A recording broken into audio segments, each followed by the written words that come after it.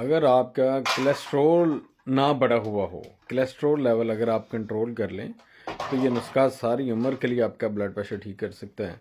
नुस्खा नोट फरमा लें। सबसे पहले अपने कोलेस्ट्रॉल पे अपने काम करना है। नुस्खे में ये कि अपने 40 ग्राम लेनी है छोटी चंदन, असली वाली छोटी चंदन, असरोल भी उसको कहते हैं।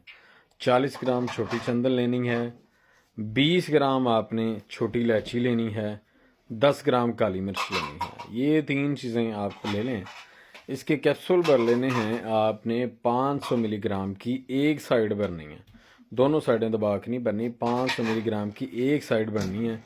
एक कैप्सूल आपने सुबह इस्तेमाल करना है, एक शाम इस्तेमाल करना है, 2 माह तक इस्तेमाल कर लें।